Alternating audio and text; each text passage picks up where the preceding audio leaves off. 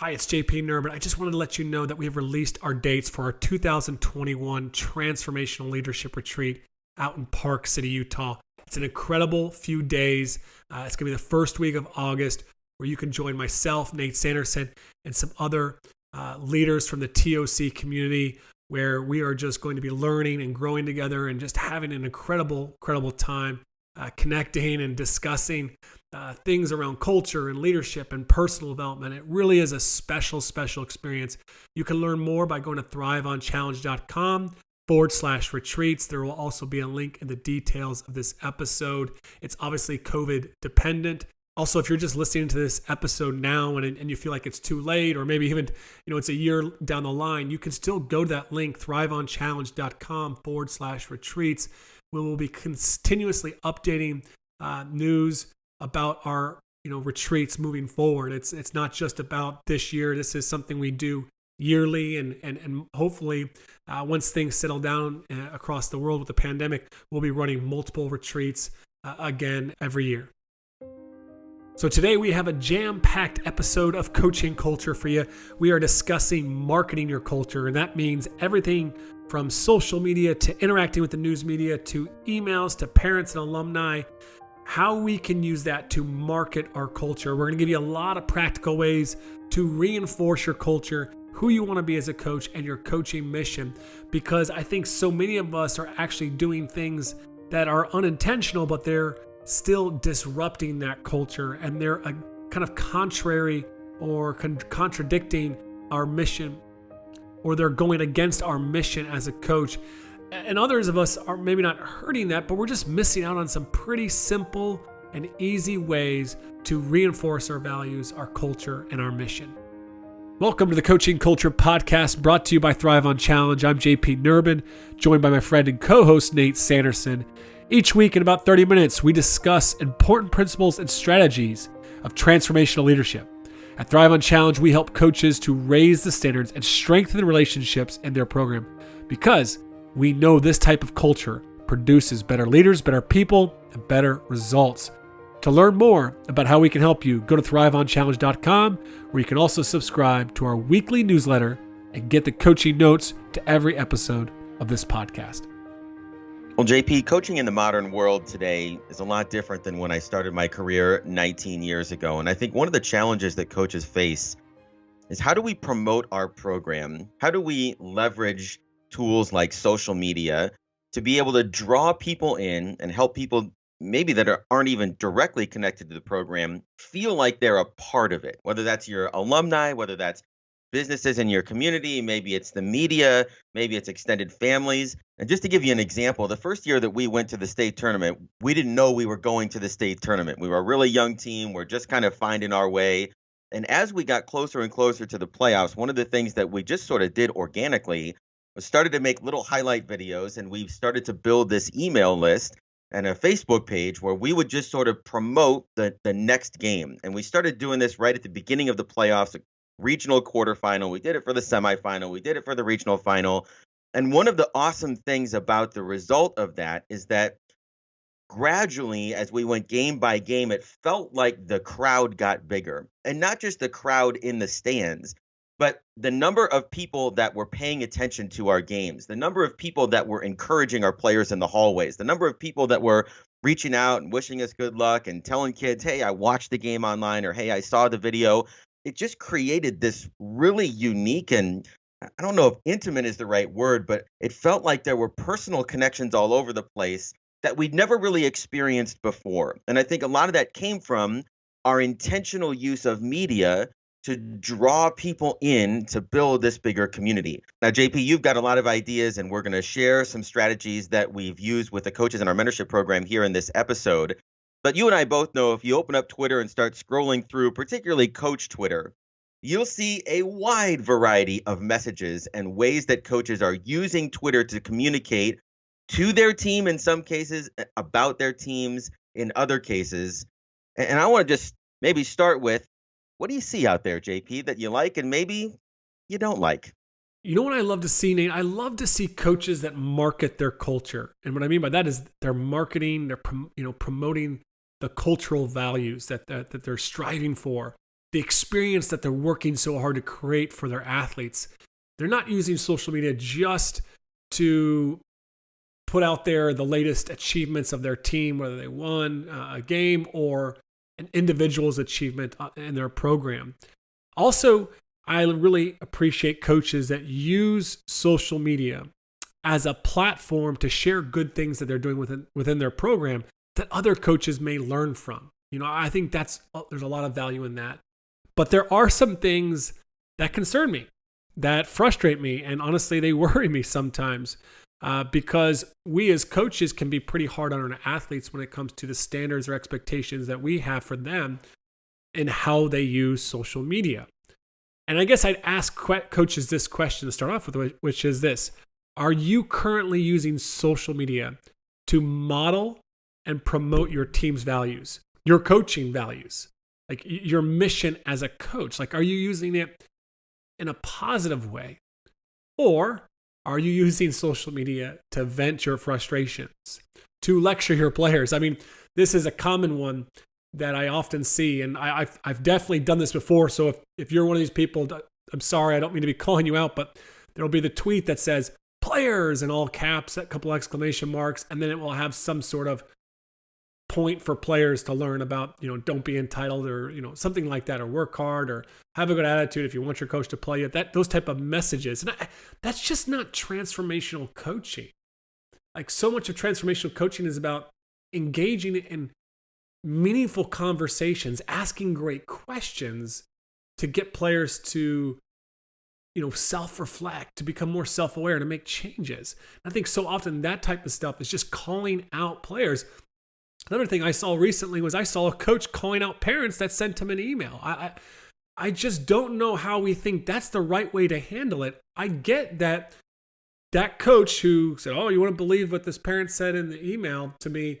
Like, I get that he was validated in that moment when everybody was retweeting, going, "Oh yeah, just do you and just be you and stick with it." Like, but could he have done that by picking up the phone and calling some coaching friends? Or, I just hope that people could find a community to maybe voice some of those frustrations in a place that would be healthy. I'm just not sure that that's healthy for the culture or that coach's image. And so I see and I get worried with some of the things that we're doing on social media as coaches, because I think it's destructive to our culture. I think it's not who we really truly want to be as coaches as well. We're here today to talk about marketing your culture, not necessarily just marketing your program. And I understand that your Twitter account or the Twitter account linked to your team is often required, and it's important to tweet out scores and certain achievements that players may have had, individual achievements. But if that's the only thing that you're tweeting out is when you win the game, or when a player makes all state, or they drop 28 points, or they have 50 points and they set a school record, or if it's only about the achievements on the scoreboard or the awards they're receiving, then that's all you're going to reinforce. That's all people are going to think that matters about your team and your program. They might believe that. And so when I think we're posting to social media, we need to, first off, have posts that are about things that are other than just, the latest score or the highest scores in the game or who got the latest award. We have to find ways to promote the cultural values, the things that are important to us, and do that in a positive way. And I guess the last word of caution that I have for coaches is to just, I see this, if you're a transformational coach and you're trying to have an impact on people's lives, and you're a husband or you're a wife and you've got children, and you want to be seen as something other than just a coach that goes out to win games, then I encourage people to have something in your bio other than just the championships that you've won or the school that you coach at.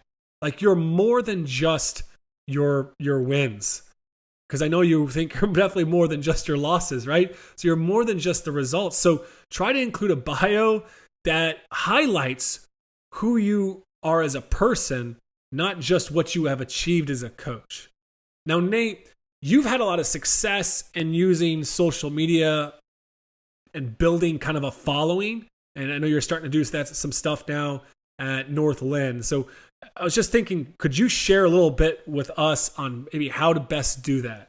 Well, JP, I don't know if I have all the right answers, but I'll just kind of share how we've approached the use of particularly Twitter and Facebook. And I know we'll get into email a little bit here toward the end of the episode. But I think you're right. With Twitter, there's the challenge of a lot of coaches use that to report your scores. Like back in the day, and I know this is going to date me here, but my first year, we had to go to the principal's office after our games and use the fax machine to send in the scorebook to the local newspapers. Well, thank God we don't have to do that anymore, right? You can either use email or you can post your scores and tag the media. It saves so much time, and a lot of people can follow and find out results quickly that way. So there is a certain aspect of, and I'm talking particularly about your team Twitter account, where you have a responsibility to report. And I think the question then becomes, as you mentioned before, if I'm on the road and let's say we win a close game 38 to 36, the score goes in, I tag the media. What else goes into the 280 characters that I have to tell the story of that game? Now, I think, again, because I'm serving the media here in a sense, that I'm almost doing a 280 character summary of the game. And so if a player earned recognition, I mean, if they had a double double, if they, were the leading scorer, if they came off the bench and scored 8 points, whatever individual effort there played into our victory, a lot of times I would put that in. Again, just thinking like from a media perspective, okay, this is the information from the game. Here's the score, a couple leading scores, maybe who we have next, on the schedule, something like that.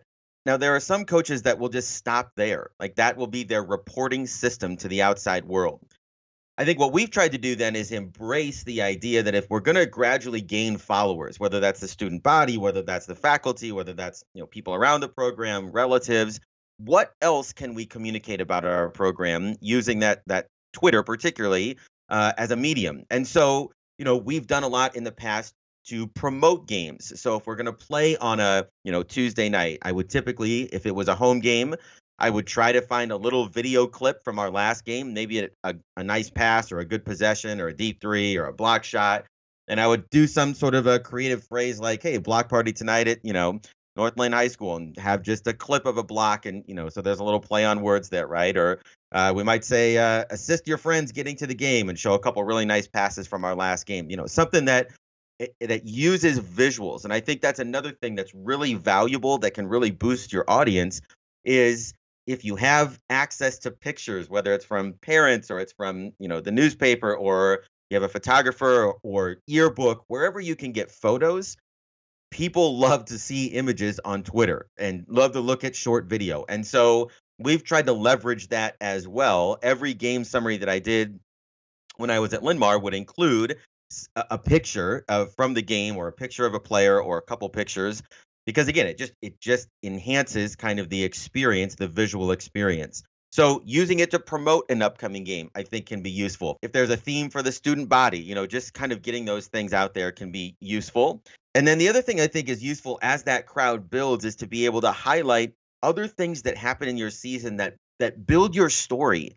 So if you go and volunteer, if you do shooting Olympics, if you pick up trash in the parking lot, or like if there's something there that reveals the character of your team, then I think those are special moments that you can share on Twitter as well. You don't necessarily use those to build the following, but once you've built the following, you're educating those followers that, hey, we're more than just about wins and losses and individual achievements in the upcoming games, but here's kind of who we are and what makes us go. And so you're in some ways leveraging Twitter as an announcement of information to also reveal who are we and who do we want to be in terms of our culture to those that are kind of drawn in by that source of information. I really appreciate some of the positive ways that examples that you gave people on how to leverage social media, because I think I've fallen into the trap that so many other coaches fall into of we just become another Sports Center highlight reel. It's like we're going to only point out like the big play or the dunk. Like I've had selfish players before on my team, but when I look back and I think about the social media posts and what made the highlight reels, it was the dunks, right? And I just fed those kind of society, that those sports cultural values that I really didn't want to be a part of my team.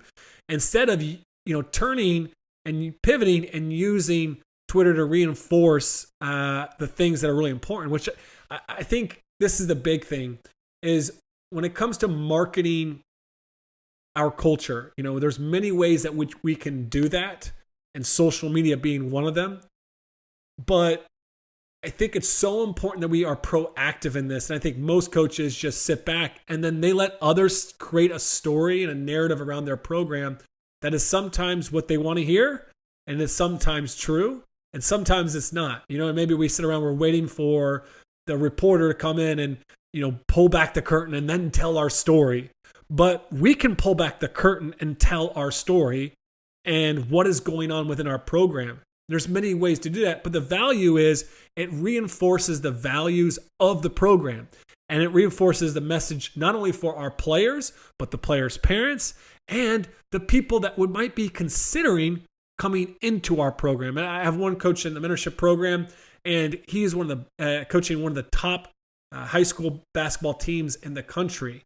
People all over the New Jersey and New York area are coming to his program because of the success they've had, but also because of the culture that he's built, and continuously trying to find ways to market that culture is really important, because he doesn't want the wrong players coming, because it just creates more resistance and more challenges for his culture, the team's culture.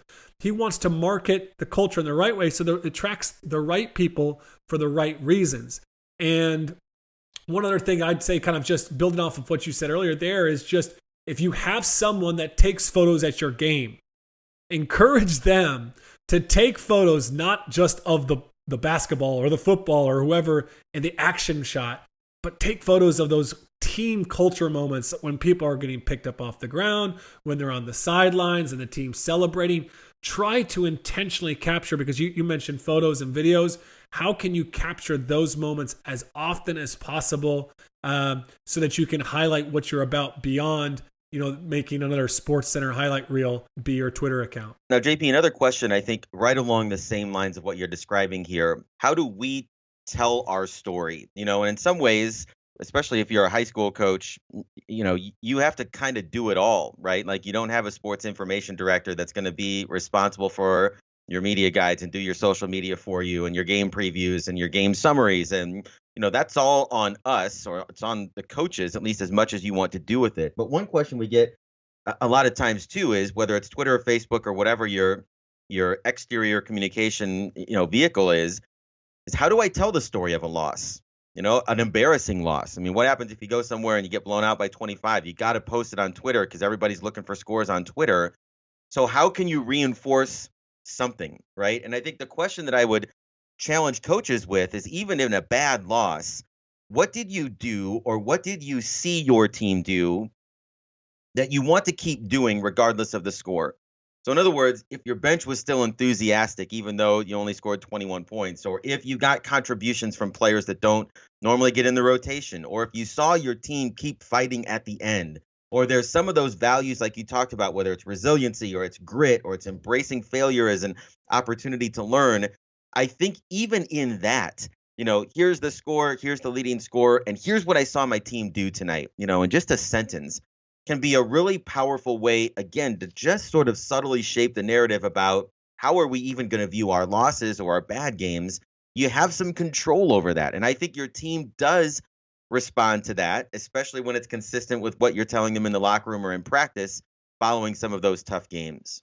Yeah, and I think another thing I would mention here is, when it comes to those losses, because we're going to have a lot of losses, most of us as coaches, and how we use, social media can be so important here. For me, competition is one of my core values as a coach, but I try to really constantly preach to my players that it's about being the best that we can be. It's not about being better than somebody else, but it's also about striving together, even with our opponents. Like, they challenge us and they test us. So I think the more that we can take time to even maybe tweet out an acknowledgement of the other opponents, something that they did well, and we were grateful to have them come into our town, or if they you went to their place, like how you were great, finding something positive about that experience, but finding ways to honor our opponent and tag them and whatever social media tweet. I think stuff like that is really classy, but it comes back to reinforcing the values of what we're about. There's another way that we can tell our stories in more than 280 characters. And one of the things that we've done over the years at different programs I've been a part of is trying to build a Facebook page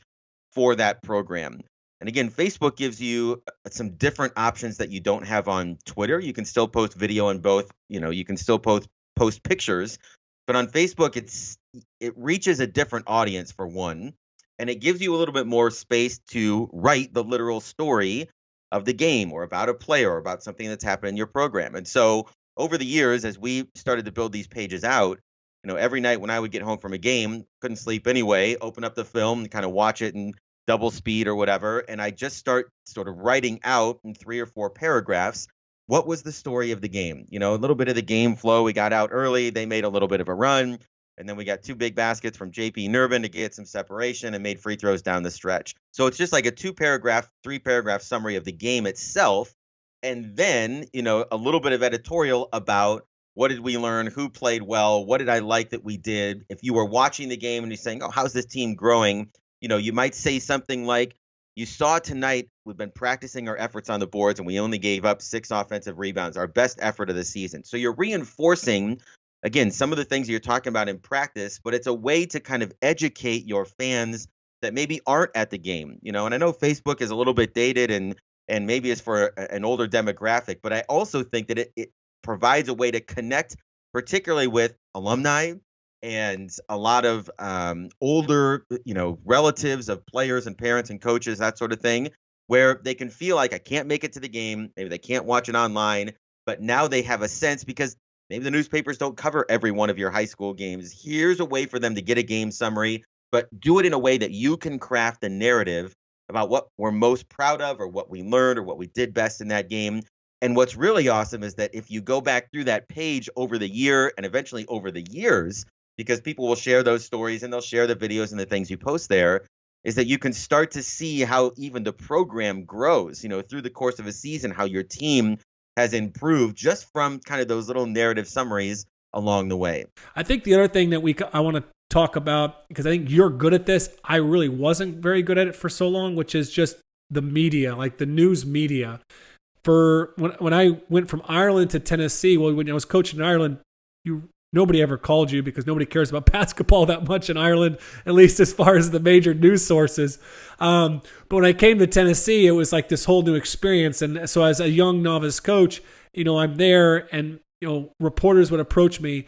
And I think my attitude, and I'm very transactional at this moment as a coach, but when they would interview me after a loss, I didn't really want to talk to them, and I was more like Greg Popovich or Bill Belichick, except it wasn't so cute, and I didn't have national or world championships to go with it. So it was really embarrassing for me, and I remember even once sticking my foot in my mouth when I complained about the referees, and honestly, I didn't get a call for the next 3 years, and because they set out on a mission to teach me a lesson, and eventually the lesson settled in. That I actually.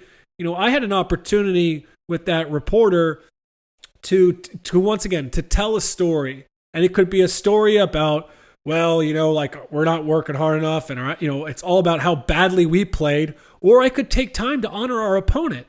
And when we did lose and when we did win, I could bring it back to yes, but it was about our process and it was about how we won, not that we won.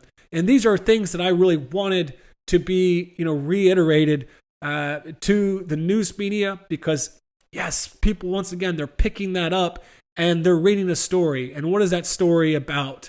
And over time, I think that provides a lot of value. Well, JP, I think full disclosure, we've never been the center of the media universe in Cedar Rapids, Iowa. But as you go through the season, you may have a newspaper that covers a couple of your games or all of your games. You may have radio guys that are doing a couple of your games or they're doing the whole season.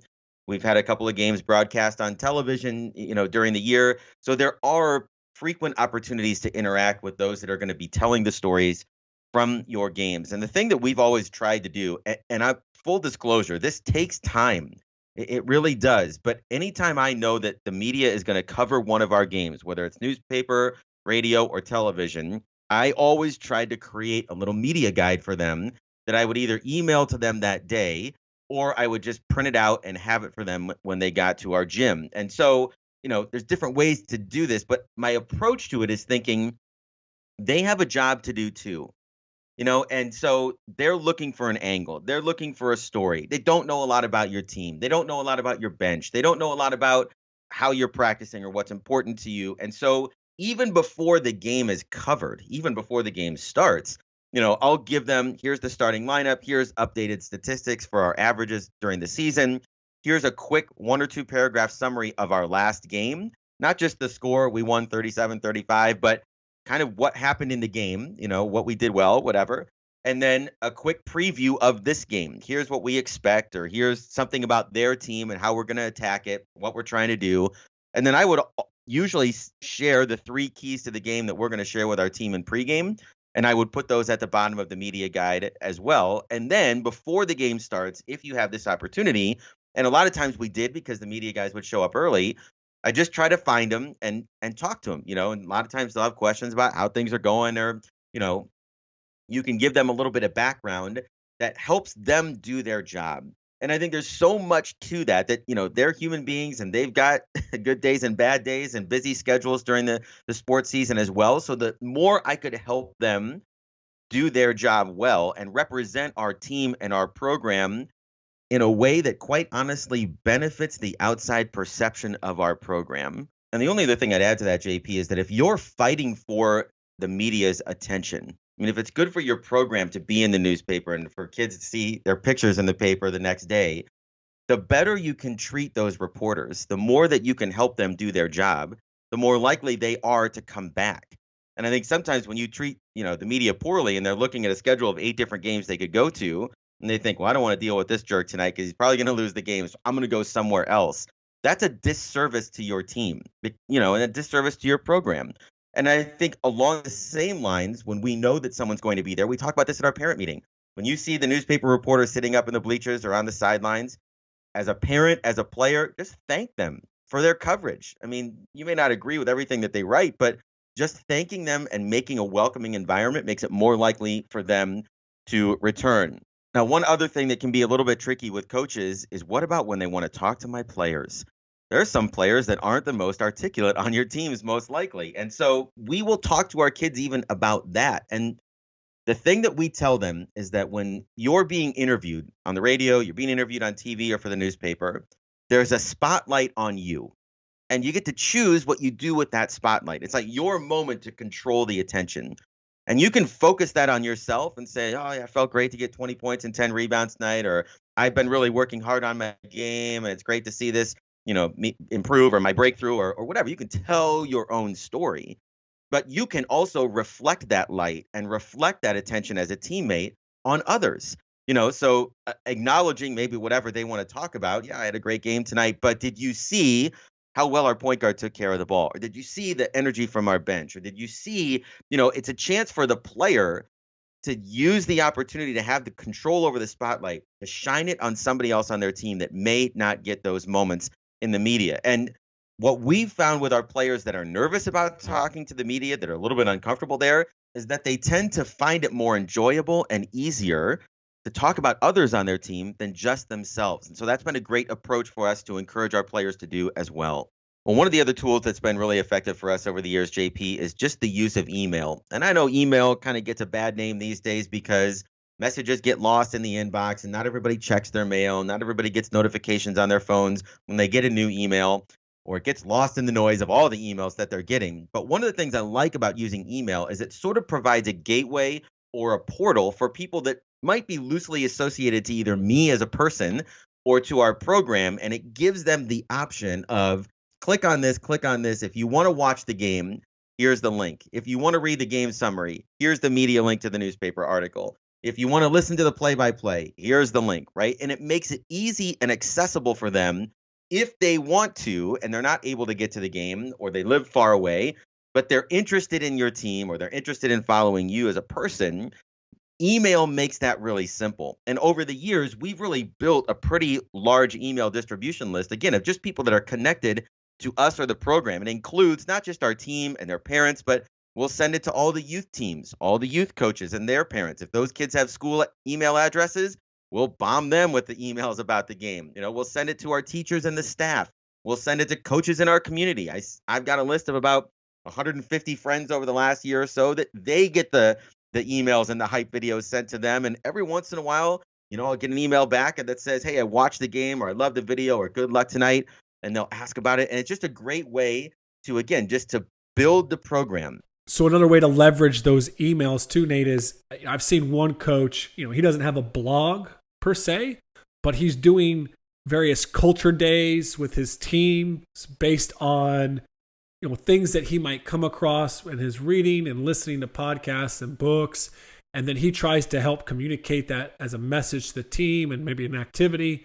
But then he takes that message and he shares it with his alumni. And the alumni hear the message. Hey, this is the message we're giving to our team.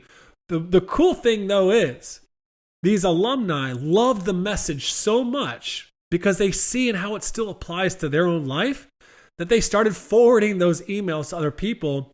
And this, what was initially an alumni email list, has now become this growing just list of people that really enjoy what is happening at that high school.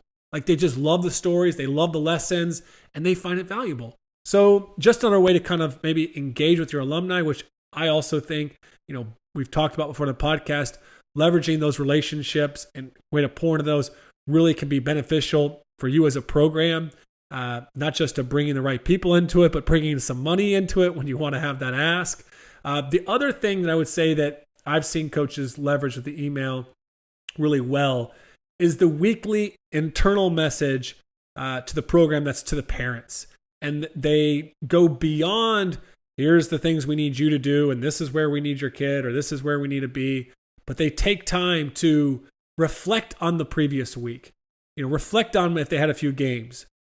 Share what's going on within their culture. Maybe if they had a culture day and they were doing an activity, share that, because we all know teenagers and college students don't always talk about what's going on in their lives, their parents, and the communication is broken there. Then it's also not just to say, hey, we're playing these games on this day, but maybe give a bit of a scouting report, which is so valuable because there's been instances where I know in one coach's instance where they were playing a team that was like 2-7, but they were a really good team that was 2-7, and they were probably not going to win. And he was able to ground the parents' expectations that this was a game they should win. But it's just one other way to continuously try to communicate and be a positive influence in the parents of our athletes, who are one of the biggest influencers in their lives. Everything you've described there is really the art of framing, right? We're shaping and framing expectations about upcoming games. We're helping people to interpret and understand what just happened, what our intentions are, why we do what we do. It's all about storytelling. And when you're starting to use some of these different methods, whether it's Twitter or Facebook or a blog or an email, what you're doing is you're trying to shape the narrative around your program to be able to highlight, hopefully, the things that are most important as they're reflected in your culture. And as we head out the door this week, there's two things that I would say to coaches as you're listening to this episode. Number one, we've described a lot. I would not encourage you to go out and revamp your Twitter and start a Facebook page and build an email list and start a blog all before next season. But figure out which of those is going to best connect with the audience that you want to invite into what you're doing. And then just gradually add from there. As you mentioned before, JP, you can have assistant coaches that maybe take the Facebook page and do the short game summary, or you have an assistant coach that's going to contribute to the blog or do an interview with a player. So it doesn't have to be a one-man show when it comes to being the sports information director for your program. The other thing that has been a challenge for me over the years, and I've been doing the email list and these kind of things probably for 10 years now, is that most of the time it feels like I'm just throwing an email into the abyss because you hear nothing in response. You put a lot of time into making a video, you put a lot of time into doing your game summaries and to trying to craft the media on Twitter, and there's no response. And what I found over time is typically at the end of a season or at some point, maybe when a player graduates, a parent will come back and the player will come back and they'll say, this was such a special experience because of how much time you put into promoting the program for our kids. They don't say it every time you send an email. They don't say it every time you make a post on social media. But I would tell coaches it's worth it. It really is worth the intentionality and the investment, even if you don't feel that dopamine hit of an immediate response, an immediate thank you, a bunch of immediate views or immediate likes. It will serve you and your program and your players in the long run if you're willing to take some steps to be intentional about telling your stories.